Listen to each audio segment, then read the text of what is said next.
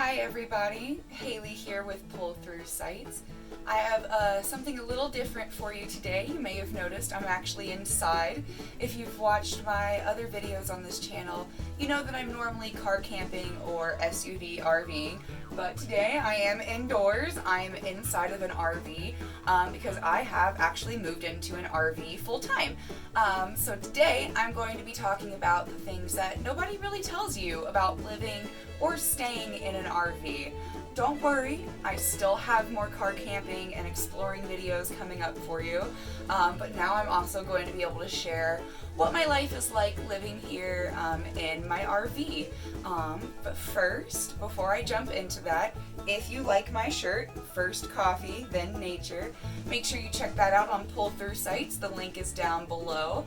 We have these in a few different colors, lots of sizes, a handful of great designs. Make sure to go back and watch my other videos on this channel, which I'll link up here and down in playlists in the description below. You can see all the great designs that we have, see them in action, and then go check them out for yourself on pullthroughsites.com. We also have mugs, tote bags, a really good book by Jessica Ryder, all kinds of great things on pullthroughsites.com, so make sure you check that out. And yeah, without further ado, let me tell you more about living in my fifth wheel RV and the things that nobody really tells you about living in a fifth wheel RV like this. So, disclaimer, I am speaking from personal experience. This is my personal journey living in this specific RV over the course of the last 6 months. Other people have different experiences, different sizes, models, years of RVs are going to present different challenges and have different benefits.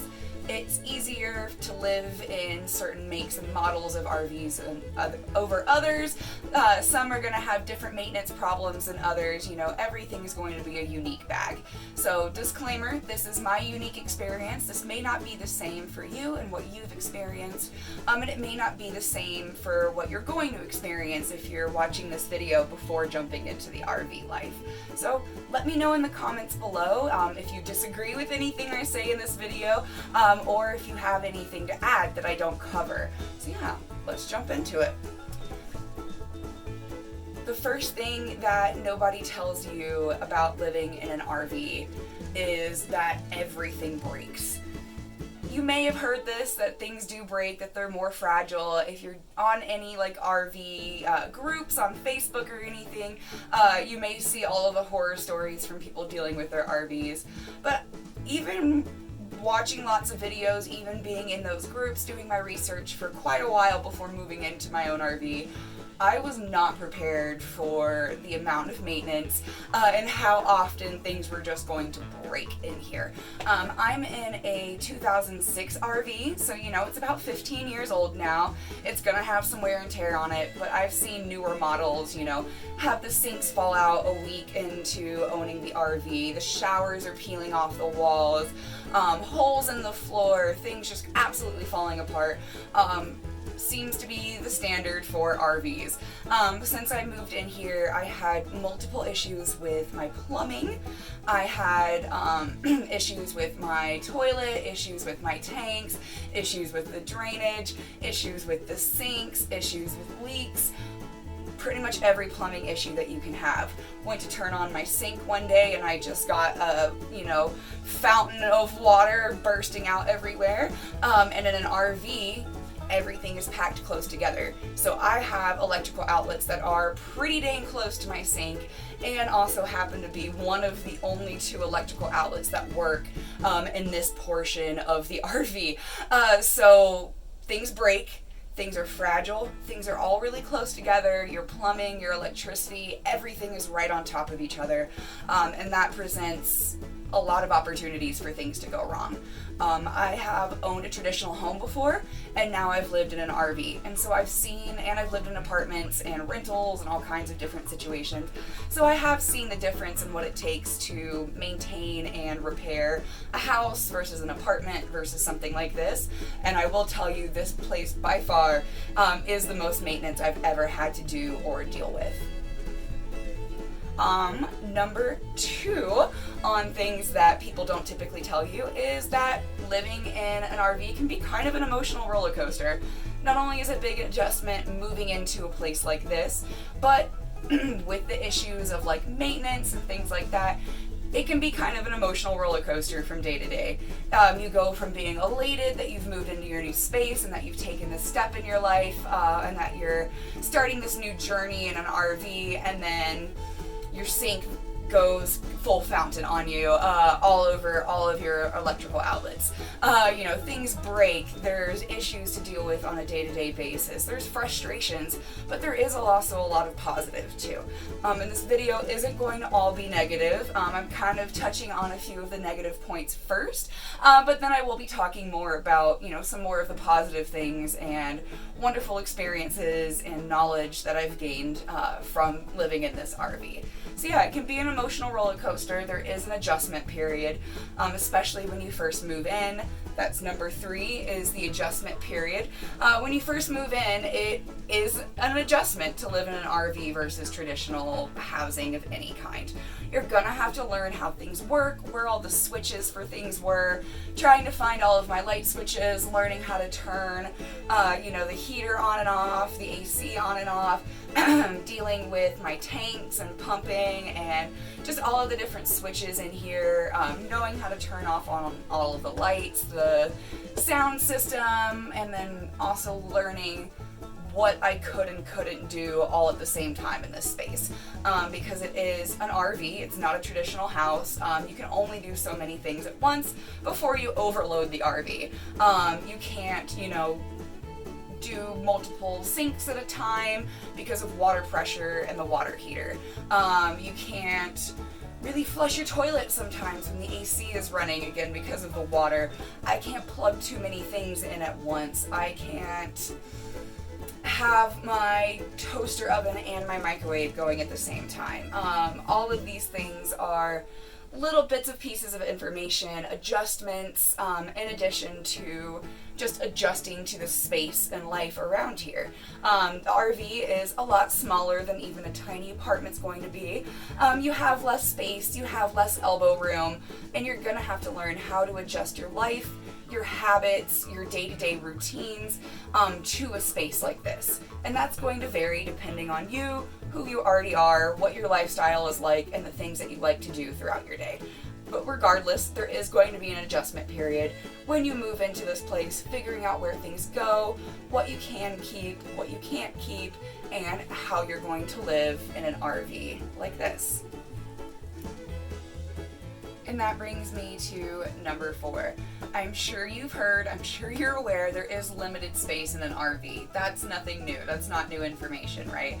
However, you're going to have to adjust your lifestyle to this, and that includes no more shopping.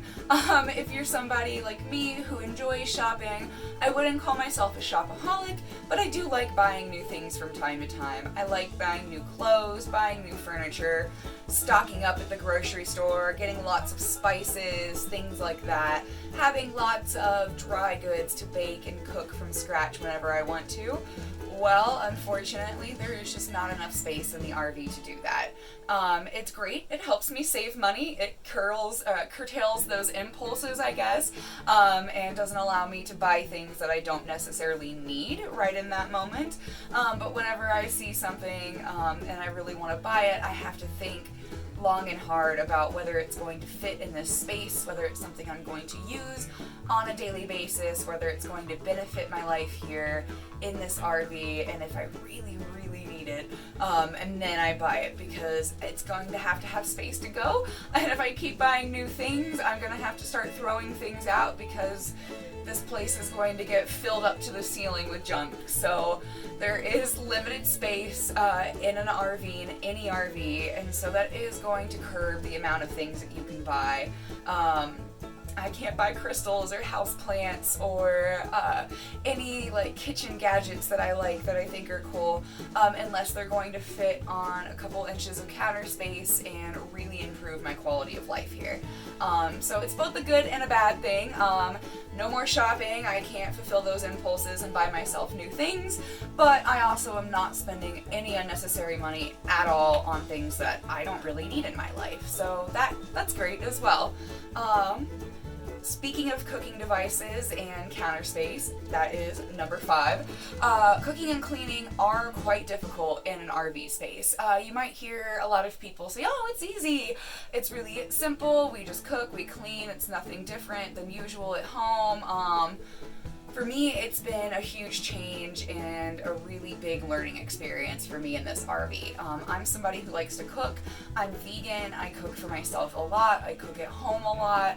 And so having that space for all those dry goods, having that counter space to store, utensils and devices was important to me, and it is something that I had to sacrifice in this space. I only have a couple inches of counter space. My kitchen is not very big, and so I had to sacrifice a lot when it comes to cooking. The stove is gas and it's not very powerful. It takes a lot of gas to run it, an insane amount of gas to cook, and I don't know if that's an issue with my lines that I need to get checked out or if that's a reality of living in an RV, but it is difficult. It's not economical for me to cook in here, especially in the summer. It heats my place up too much, and then in the winter it takes too much of my propane, which I'm using to heat my house. So I did get myself a couple electrical devices. I got a toaster oven, I got a kettle, and I'm thinking about even getting a hot plate. However, the electrical system is not very good in here, so I can only do one of those devices at a time. So it makes it difficult to cook. In addition to that, the sink is quite shallow. So while you're trying to wash your dishes, there's water going everywhere. Like I've mentioned a few times now, I'm pretty nervous about where my electrical outlets are in correlation to my sink, and it really just makes me uncomfortable seeing water splash really closely to my electrical outlets when it's, one of the two that works in this area, and it's what I power, my TV, my office, everything off of this one outlet. I have a bunch of cords, which is not safe running off of it, but the reality of my kitchen, my setup in here is that it is not ideal for cooking. That's not the same in every RV model. Some of them, especially the newer models, are laid out a lot better, and have, more counter space, a lot more cooking space, and I've really put some more thought into making that a usable area for people. Unfortunately, in my 2006, it's kind of a weird setup and it doesn't work very well.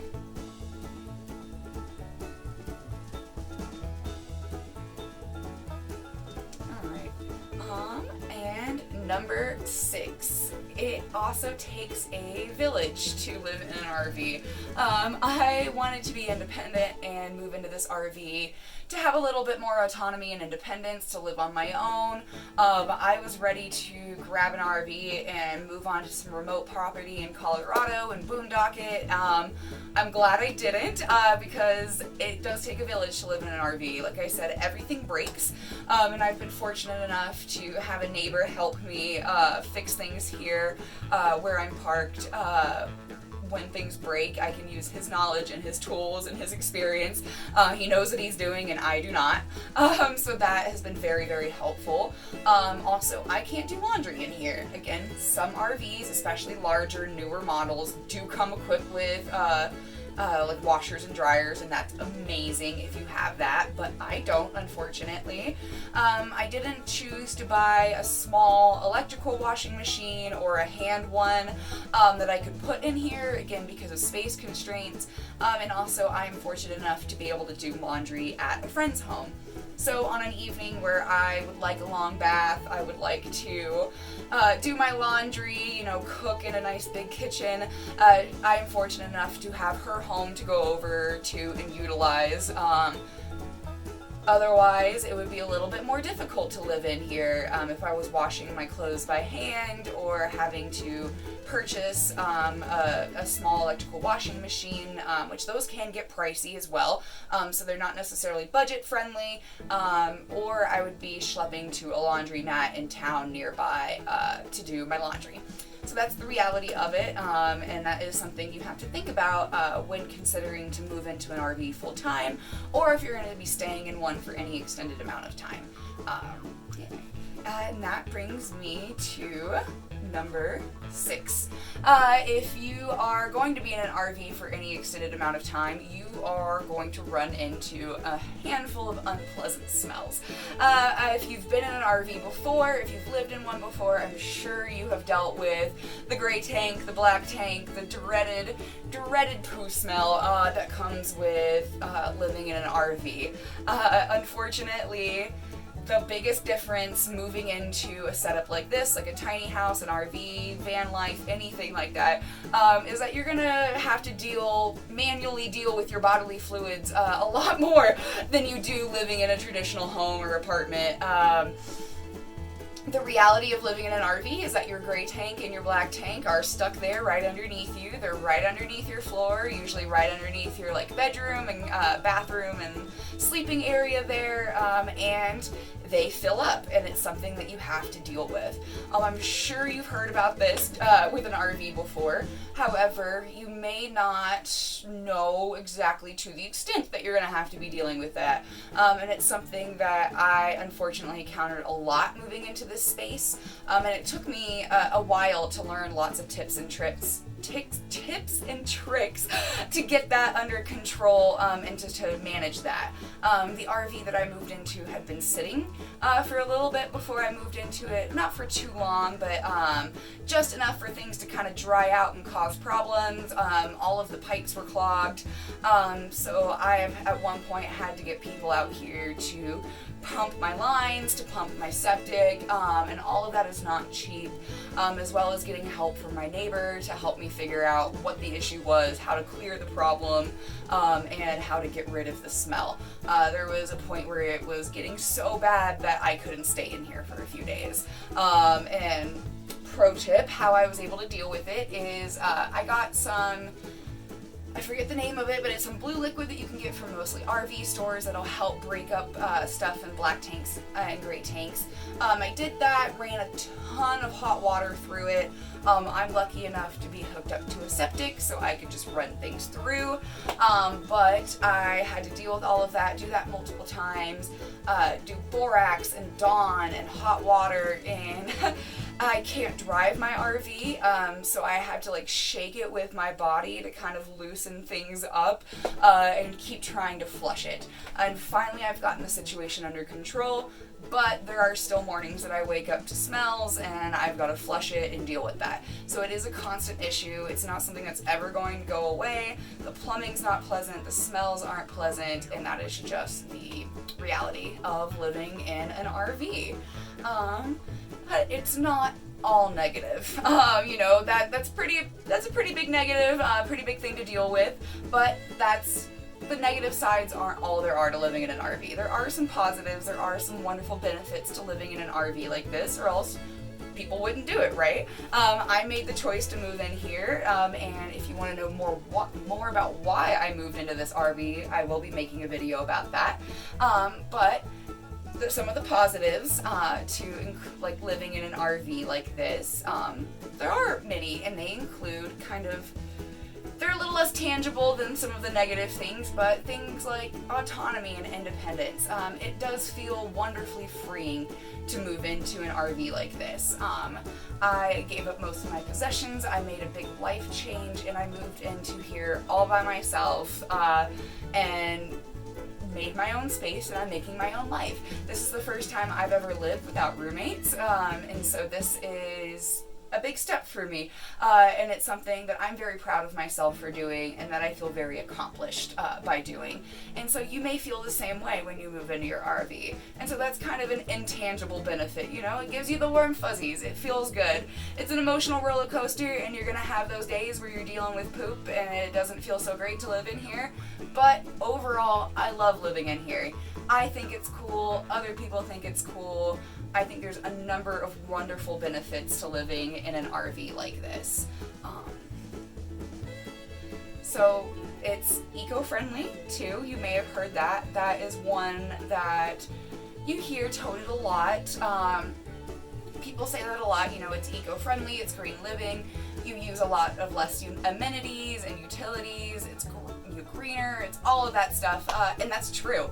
It uses less materials, you know, this isn't a permanent structure on the land. Whenever I move this, you know, the land will retake, animals can live underneath and around, and I try to keep them out of here, but it's more in touch with the environment to live in a structure like this. I'm not using as many utilities, I'm more conscious about my utility use. However, it does make me very much appreciate amenities and life other places in a way that I didn't before.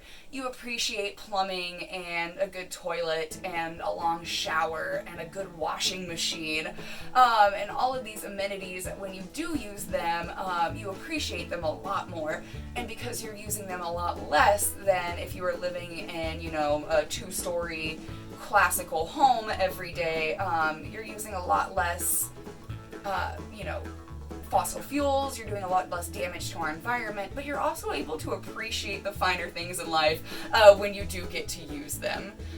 And yeah, that is just kind of a big overview of some of the positives and negatives of living in an RV, and what nobody really tells you about adapting to a lifestyle like this.